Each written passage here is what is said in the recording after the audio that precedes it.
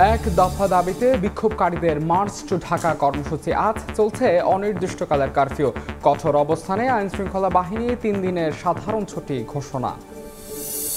বরগুনা রামতলিতে ধসে পড়া সেতুর নির্মাণের নথি গায়েব। দুর্ঘটনার কারণ অনুসন্ধানে চাঞ্চল্যকর তথ্য। অনিয়ম ধামাচাপা দিতে সরানো হয়েছে কাগজ, বলছেন স্থানীয়রা।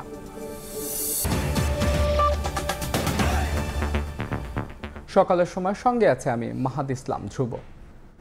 দেশজুড়ে অনির্দিষ্টকালের কারফিউ জারি করা হয়েছে। রাজধানী সহ সারা দেশের গুরুত্বপূর্ণ পয়েন্টে কঠোর অবস্থানে রয়েছে আইন শৃঙ্খলা রক্ষাকারী বাহিনী। মোড়ে মোড়ে বসানো হয়েছে নিরাপত্তা চৌকি। এর আগে বিকেলে সরকারি প্রেস বিজ্ঞপ্তিতে শিক্ষার্থী অভিভাবকদের নিরাপদে ঘরে ফেরার অনুরোধ করা হয়েছে। বিভিন্ন জায়গায় জঙ্গি হামলা হচ্ছে জানিয়ে বিজ্ঞপ্তিতে বলা হয়েছে জঙ্গি হামলায় জড়িতদের বিরুদ্ধে কঠোর ব্যবস্থা নেওয়া হবে। এদিকে আজ এক দফা দাবিতে মার্চ টু ঢাকা কর্মসূচির ডাক দিয়েছে বিক্ষোভকারীরা। বিস্তারিত জানিয়েছেন দিন মোহাম্মদ সাব্বির।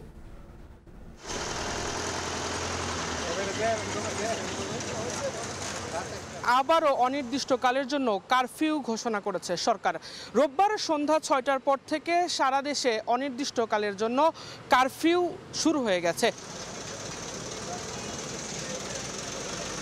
সন্ধ্যা 6টার পর থেকেই সেনাবাহিনীর যে সদস্যরা রয়েছেন তারা বিভিন্ন গুরুত্বপূর্ণ পয়েন্টে তারা অবস্থান নিয়েছেন এবং একই সঙ্গে নিরাপত্তার স্বার্থে বিভিন্ন ধরনের যানবাহন, গণপরিবহন, একই সঙ্গে মালবাহী ট্রাক সহ নানা ধরনের যানবাহনকে তারা গতিরোধ করছেন এবং তাদের নিরাপত্তার বিষয়টি নিশ্চিত হবার পরই তারা আসলে সেই পরিবহনগুলোকে ছাড়ছেন। একই সঙ্গে আমরা যেমনটি দেখেছি রাজধানীর বেশ কিছু গুরুত্বপূর্ণ স্থাপনা যে রয়েছে সেই স্থাপনাগুলোর বাড়তি নিরাপত্তা নিশ্চিত করার জন্য সেনাবাহিনীর যে সদস্যরা রয়েছেন তারা কঠোর অবস্থান নিয়েছেন। রোববার সন্ধ্যা 6টা থেকে যে কারফিউ ঘোষণা করা হয়েছে, একই সঙ্গে নির্বাহী আদেশে 3 দিনের ছুটিও ঘোষণা করা হয়েছে সরকারের পক্ষ থেকে। রাজধানীর যে গুরুত্বপূর্ণ পয়েন্টগুলো রয়েছে সেই পয়েন্টগুলোতে সেনাবাহিনীর সদস্যরা বাড়তি নিরাপত্তা নিশ্চিত করার জন্য তারা কঠোর অবস্থান নিয়েছেন। এই ছিল আমার কাছে দিন মোহাম্মদ সাব্বির, সময় সংবাদ, ঢাকা। যারা সহিংসতা চালিয়েছে তারা কেউই শিক্ষার্থী নয়, বরং জঙ্গি বলে জানিয়েছেন ডিএমপি কমিশনার হাবিবুর রহমান। রোববার রাতে ব্রিফিংয়ে তিনি কথা বলেন। বিক্ষোভকারীদের ডাকা সোমবারের কর্মসূচি প্রসঙ্গে তিনি বলেন, কারফিউ অমান্যকারীদের বিরুদ্ধে কঠোর ব্যবস্থা নেবে পুলিশ।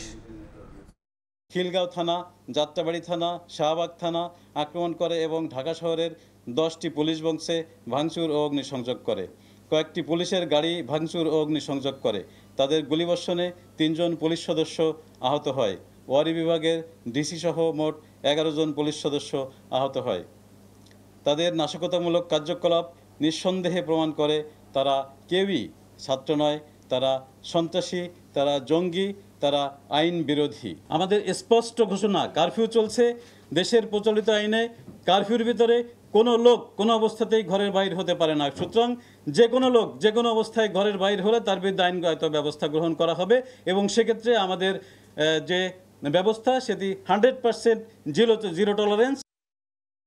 অরাজকতা কারা করছে তা দেশ ও বিশ্ববাসী দেখছে জানিয়ে তথ্য প্রতিমন্ত্রী বলেছেন, দেশ রক্ষায় সন্ত্রাসীদের বিরুদ্ধে সর্বোচ্চ ব্যবস্থা নিতে একমত আইন শৃঙ্খলা রক্ষা বাহিনী। এদিকে নিরাপত্তার স্বার্থে সামাজিক যোগাযোগ মাধ্যম আবারও বন্ধ রাখা হয়েছে বলেও জানান তিনি। আলাপ আলোচনার মাধ্যমে শান্তিপূর্ণভাবে সমাধান করতে চাই। অশান্তি সৃষ্টি করা হলে সেটা শক্ত হাতে দমন করা হবে, আইনের মাধ্যমে আইন প্রয়োগ করা হবে। 3 বাহিনীর প্রধান থেকে শুরু করে সকল সিকিউরিটি ফোর্সের সংস্থা সবাই ছিল, আমাদের অন্যান্য মন্ত্রীরাও ছিলেন এবং আমাদের একটা ফ্রুটফুল মিটিং হয়েছে। এই মিটিংয়ে সবাই একটা সেম পেজে আছে, সেটি হলো আমরা একটা গ্রেটার এনিমি ফেস করছি, যারা ধ্বংসাত্মক, যারা পুড়িয়ে দিচ্ছে, কি পয়েন্ট ইনস্টলেশনগুলোতে তারা পুরাচ্ছে, মারছে, ধ্বংস করছে, মানুষের সম্পদ নষ্ট করছে, মানুষকেও হত্যা করছে। তাদেরকে কিভাবে দেশকে রক্ষা করার জন্য কাজ করতে হবে সে ব্যাপারে সবাই প্রতিজ্ঞাবদ্ধ, অঙ্গীকারবদ্ধ। বৈষম্য বিরোধী ছাত্র আন্দোলনে অসহযোগ আন্দোলনের একাত্মতা ঘোষণা করে বিএনপি নেতাকর্মীদের রাজপথে নেমে আসার আহ্বান জানিয়েছেন দলটির মহাসচিব মির্জা ফখরুল ইসলাম আলমগীর। দুপুরে গুলশানের সংবাদ সম্মেলনে কথা বলেন তিনি। ছাত্র জনতার কর্মসূচি বানচাল করতে সরকার আবারও নিরাপত্তা বাহিনী সহ ক্ষমতাসীন দলের নেতাকর্মীদেরকে ছাত্র জনতার উপর লেলিয়ে দিয়ে আরও হত্যা, নির্যাতন, দমন, নিপীড়ন অব্যাহত রেখেছে। পরিণতি এটাই, এই সরকারকে এইভাবেই চলে যেতে হবে। এর কোনো বিকল্প নেই। তত বেশি ক্ষতি হবে দেশের, জাতির, তত বেশি ক্ষতি হবে আওয়ামী লীগের রাজনৈতিক দল হিসেবে। বিএনপি বৈষম্য বিরোধী ছাত্র আন্দোলনের তথা আপামর জনসাধারণ উত্থাপিত এক দফা ঘোষণাপত্রের সাথে সম্পূর্ণ একাত্মতা ঘোষণা করছে। বরগুনার আমতলীতে ধসে পড়া সেতু নির্মাণের নথি খুঁজে পাওয়া যায়নি। তদন্ত কমিটির প্রতিবেদনে উল্লেখ করা হয়েছে তথ্য। এজন্য নথি সংরক্ষকদের শাস্তির সুপারিশ করেছে কমিটি। তবে এখনও গুরুত্বপূর্ণ ওই কাগজপত্র খোঁজা হচ্ছে বলে দাবি এলজিইডির। গত ২২ জুন বরগুনার আমতলীতে সেতু ধসে মাইক্রোবাস খালে পড়ে ৯ জন নিহত হন। পরে দুর্ঘটনার কারণ অনুসন্ধানে ৬ সদস্যের তদন্ত কমিটি গঠন করে জেলা প্রশাসন। সেতু নির্মাণে গুণগত মান নিশ্চিত করা হয়েছে কিনা তা জানতে সেতুর নথি তলব করে তদন্ত কমিটি। কিন্তু এতদিনেও মেলেনি সেই নথি। এ কারণে সেতুটির নির্মাণে অনিয়ম হয়েছে কিনা তা নিশ্চিত হতে পারেনি তদন্ত কমিটি। এলজিইডি জানায়, নথি উদ্ধারের জন্য একটি কমিটি গঠন করলেও মেলেনি সমাধান। আর স্থানীয় নাগরিক কমিটি বলছে, অনিয়ম ধামাচাপা দিতেই গায়েব করা হয়েছে গুরুত্বপূর্ণ ওই নথি। নথি গায়েবের কোনো প্রশ্নই আসে না। আমরা নথি এখনো খুঁজতেছি, আশা করতেছি খুঁজে পাওয়া যাবে এবং আমরা নথি দিয়ে দেবো। এটি যদি কারোর অবহেলার কারণে হয়ে থাকে কিংবা যদি কেউ ইচ্ছাকৃতভাবে সরিয়ে থাকে, তাহলে অবশ্যই সেটি শাস্তি হওয়া উচিত। তদন্ত কমিটি জানায়, নথি না পাওয়ায় সেতুটির গুণগত মান নিশ্চিত হতে বুয়েটের মাধ্যমে তদন্ত করানোর পাশাপাশি নথি সংরক্ষকদের শাস্তির সুপারিশ করা হয়েছে। আর গঠিত তদন্ত কমিটির প্রতিবেদন বিভাগীয় কমিশনারের কাছে পাঠানোর কথা জানিয়েছেন জেলা প্রশাসক। ব্রিজ নির্মাণ সংশ্লিষ্ট নথিটি ওনাদের কাছে আমরা নথি তলব করি, কিন্তু নথিটি ওনারা সরবরাহ করতে পারেননি। এই কারণে নথি সরবরাহের দায়িত্বে যারা ছিলেন তাদের বিরুদ্ধে ব্যবস্থা নেওয়ার জন্য কমিটি সুপারিশ করা হয়েছে। কার কি দায়িত্ব সেগুলো সেখানে নির্ধারণ করা আছে বা বলা আছে এবং সুপারিশ দিয়েছে এই কমিটি। সেই সুপারিশের আলোকে আমার বিশ্বাস যে সরকার সংশ্লিষ্ট দপ্তর প্রয়োজনীয় ব্যবস্থা গ্রহণ করবে। বিআরটিএর ট্রাস্টি বোর্ডের মাধ্যমে সেতু ধসে নিহত প্রত্যেক পরিবারকে ৫ লাখ টাকা করে ক্ষতিপূরণ প্রদানের সুপারিশ করেছে বরগুনা জেলা প্রশাসন। সময় সংবাদ, বরগুনা। ভোলার ইলিশা ফেরিঘাটের গ্যাংওয়ে ও র্যাম সংস্কারের অভাবে চরম দুর্ভোগে পড়েন যাত্রী ও পরিবহন শ্রমিকরা। প্রতিটি অমাবস্যা ও পূর্ণিমায় পন্টনে ওঠার গ্যাংওয়ে ও র্যাম পানিতে তলিয়ে যায়। এতে দিনের অর্ধেক সময় ফেরিতে যানবাহন ওঠানামা বন্ধ থাকে। যথাসময়ে গন্তব্যে পৌঁছাতে না পেরে ভোগান্তিতে যাত্রীরা। উৎপল দেবনাথের ছবিতে নাসির উদ্দিন লিটনের রিপোর্ট। মেঘনার জোয়ারের পানিতে ভোলার ইলিশার লো ওয়াটার ফেরিঘাটের পন্টুনে ওঠার গ্যাংওয়ে ও র্যামের অধিকাংশ এলাকা 4 থেকে 5 ফুট পানির নিচে। এতে ওই ঘাট দিয়ে ফেরিতে যানবাহন ওঠানামা সাময়িক বন্ধ হয়ে যায়। একই অবস্থা হাই ওয়াটার ঘাটেরও। জোয়ারের সময় ঘাটটির 40 ফুট লম্বা র্যামের অর্ধেক 3 থেকে 4 ফুট পানিতে তলিয়ে যায়।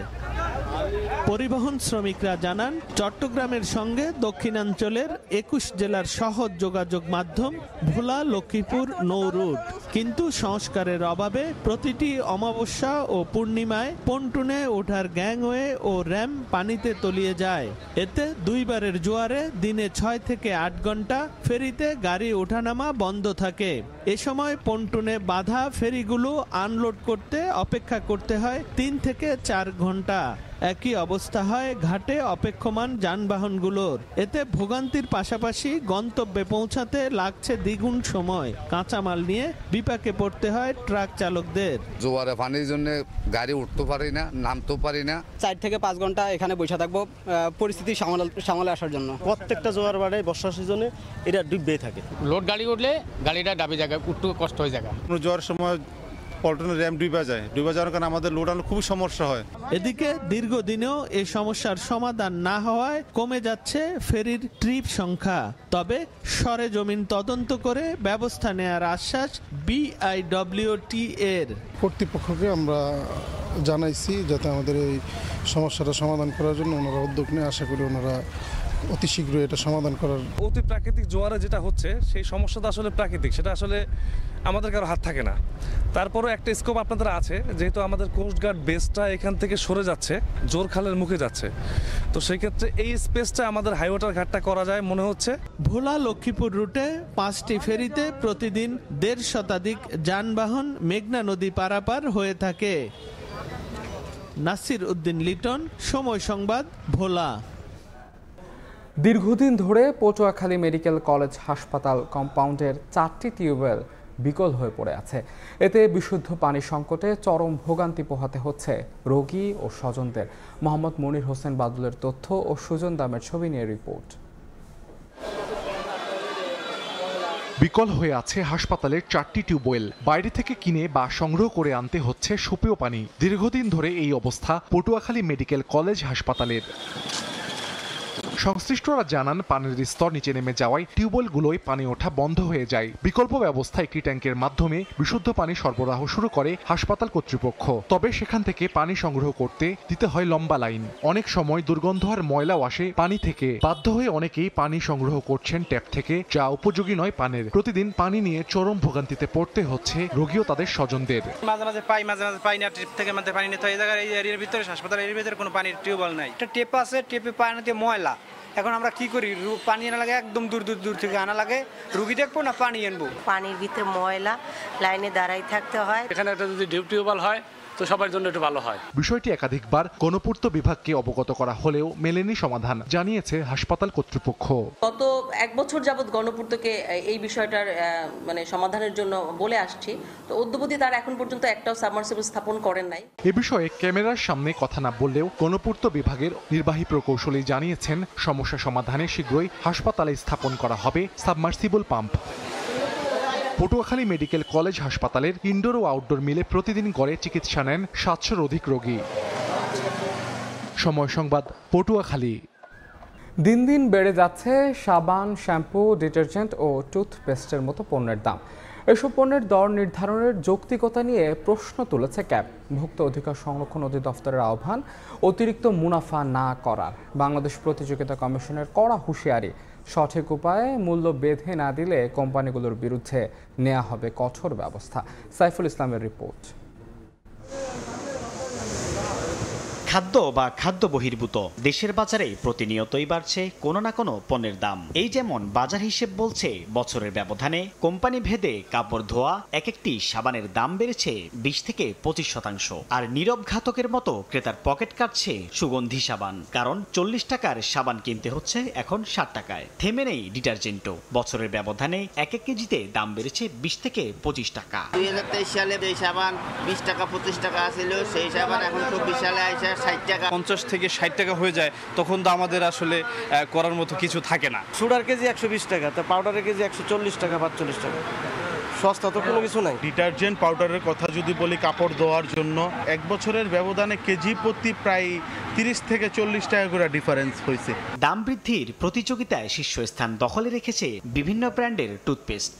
1 বছরে 100 গ্রামে অন্তত 30 টাকা বেড়ে দাম ঠেকেছে 130 টাকায়। তো অগণিত পয়সা মানুষের পকেট থেকে কাইরা নিয়ে যাচ্ছে, এগুলো দেখার মতো তো কেউ নাই। আমরা তো জিম্মি হারেছি, সব পণ্য মূল্যের দাম বাড়াচ্ছে। প্রথম অজুহাত ছিল করোনা গেল গা, পরে ইউক্রেন রাশিয়া যুদ্ধ গেল গা, পরে আবার এই সংকট, ডলার সংকট। এমন পরিস্থিতিতে ভোক্তার অধিকার নিয়ে কাজ করা প্রতিষ্ঠান ক্যাবের দাবি, ভোক্তাকে জিম্মি করে মুনাফা করছে কোম্পানিগুলো। আর অতি মুনাফার ছক থেকে ব্যবসায়ীদের বের হয়ে আসার তাগাদা দিচ্ছে ভোক্তা অধিকার সংরক্ষণ অধিদপ্তর। কর্পোরেট গ্রুপ হোক অথবা অন্য যারাই হোক, তাদের অনেক সময় অতি মুনাফার চিন্তা থেকে বেরিয়ে আসা উচিত। কারণ হলো যে আমাদের অনেক দিন ধরে একটা মূল্যস্ফীতি হয়েছে এবং ফিক্সড ইনকামের মানুষ কষ্টে আছে। ডলারের দাম বেড়ে গেছে, পারচেস করতে তাদের খরচ বেশি হয়, বিভিন্ন সময় যুদ্ধ, এইসব কথাগুলি বলছে। কিন্তু সেটা ভোক্তা অধিদপ্তরের পক্ষ থেকে আমরা এবং ক্যাবের পক্ষ থেকে আমরা যখন তাদেরকে ডাকা হলো আর কি, তখন তারা কিন্তু যুক্তির কারণ দেখাতে পারে না। দাম কতটা অযৌক্তিকভাবে বাড়ানো হয়েছে তা খতিয়ে দেখতে চায় বাংলাদেশ প্রতিযোগিতা কমিশন। কোনো ধরনের অনিয়ম পেলেই আইন অনুযায়ী ব্যবস্থা নেয়ার হুঁশিয়ারি সংস্থাটির। আমরা যেখানেই ইনফরমেশন পাবো সেখানেই কিন্তু আমরা 2012 সনের আইনের আওতায় পদক্ষেপ নেওয়ার চেষ্টা করব। খুচরা বিক্রেতারা বলছেন, এসব পণ্যের দাম বৃদ্ধিতে বহুজাতিক প্রতিষ্ঠান থেকে খুব একটা পিছিয়ে নেই দেশি কোম্পানিগুলো। সাইফুল ইসলাম, সময় সংবাদ, ঢাকা। প্যারিস অলিম্পিকের খবর। শুরুতেই নানা যদি কিন্তু থাকলেও ঠিকই জমে উঠেছে প্যারিস অলিম্পিক। ইভেন্টের অর্ধেক পেরোতে না পেরোতেই দর্শকরা বলছেন সফল হয়েছে আয়োজন। ইউরোপের দেশগুলোর পাশাপাশি যুক্তরাষ্ট্র থেকেও প্রচুর দর্শকদের সমাগম হয়েছে ফ্রান্সে। প্যারিস থেকে বিস্তারিত জানাচ্ছেন SM ইকবাল। বেইজিং, লন্ডন কিংবা রিও অলিম্পিক্সের জনপ্রিয়তাকে কি ছাড়িয়ে যেতে পারবে প্যারিস অলিম্পিক? এই প্রশ্নটা ছিল শুরু থেকেই। তবে সময় যত গড়িয়েছে প্যারিস অলিম্পিক দিনে দিনে হয়ে উঠেছে ততটাই বর্ণিল। প্যারিসের যে ভেন্যুগুলোতে অলিম্পিক্সের ডিসিপ্লিনগুলো হচ্ছে সেখানে কিন্তু একেবারে উৎসব মুখর পরিবেশ এবং প্রত্যেকটাতেই উপচে পড়া ভিড়। অর্থাৎ যেমনটা শঙ্কা করা হয়েছিল যে প্যারিস অলিম্পিকে প্রত্যাশিত দর্শক আসবেন না, সেটা কিন্তু ইতোমধ্যেই ভুল প্রমাণ হয়েছে। শুরুতে ধারণা করা হয়েছিল প্রায় 15 মিলিয়ন দর্শক এই অলিম্পিক গেমসকে সামনে রেখে প্যারিসে আসবেন। সেই টার্গেটটা এখন পর্যন্ত পূরণ না হলেও সংখ্যাটা যে একেবারে কম নয় তা কিন্তু বলাই যায়। ইউরোপের বিভিন্ন দেশ থেকে ভক্তরা তো এসেছেনই, স্পেশালি বড় একটা অংশ এসেছেন মার্কিন যুক্তরাষ্ট্র থেকে, এবং তারা কিন্তু নেচে গেয়ে তাদের যে অ্যাথলিট আছে সবাইকে যেভাবে উৎসাহ প্রদান করেছেন বা অলিম্পিকটাকে যেভাবে তারা ওন করেছেন, মোটা থেকে বলা যেতে পারে এই প্যারিস অলিম্পিক এখন পর্যন্ত কিন্তু সফল। So successful. We've been doing a good time here in Paris. The atmosphere is the best in the world right here. I'm very impressive with the opening ceremony, and I'm so excited to see the final of athletics. বিভিন্ন ইভেন্টে প্রচুর পরিমাণে কিন্তু দর্শক সমাগম হচ্ছে, তবে specially যদি বলতে হয় তাহলে বলতে হয় স্টাদে দো ফ্রান্সের কথা। কারণ এখানে অ্যাথলেটিক্সের বিভিন্ন ইভেন্টগুলো অনুষ্ঠিত হচ্ছে, 100 মিটার স্প্রিন্ট সহ সবচাইতে এক্সাইটিং যে ইভেন্টগুলো সবকিছুই কিন্তু এখানে অনুষ্ঠিত হচ্ছে, এবং এজন্য এখানে কিন্তু একেবারে উপচে পড়া ভিড় সমর্থকদের। এছাড়াও আমরা দেখেছি সুইমিং এরেনাতে বা হচ্ছে রোলাগারোতে যেখানে টেনিস ইভেন্ট হয়েছে সেখানেও কিন্তু প্রচুর পরিমাণে দর্শক উপস্থিত হয়েছেন। আইফেল টাওয়ারের নিচে একটা কৃত্রিম মাঠ তারা তৈরি করেছে, সেটার মধ্যেই হচ্ছে বিচ ভলিবল হচ্ছে, এবং সেখানেও কিন্তু আমরা উপচে পড়া ভিড় দেখেছি। Make a party with and celebrate sport in an international way. I'm very excited for the Olympics. Okay. And I hope Great Britain's going to win the gold medal. উদ্বোধনের পর 10 দিন অতিক্রম করেছে প্যারিস অলিম্পিক গেমস। হাতে আছে এখনও বেশ খানিকটা সময়। যে জনপ্রিয়তায় এগিয়ে চলছে এবারের গেমস, তাতে ইতিহাসের পাতায় প্যারিস অলিম্পিক আলাদাভাবে যে লিখে থাকবে সেটা কিন্তু বলাই যায়। স্টাদে দো ফ্রান্স থেকে SM ইকবাল, সময় সংবাদ, প্যারিস। এ পর্যায়ে শীর্ষ সংবাদগুলো জানিয়ে দিচ্ছে আরেকবার। সারা দেশে অনির্দিষ্টকালের কারফিউ, এক দফা দাবিতে বিক্ষোভকারীদের মার্চ টু ঢাকা কর্মসূচি ঘিরে সতর্ক অবস্থানে আইনশৃঙ্খলা বাহিনী, মোড়ে মোড়ে তল্লাশি।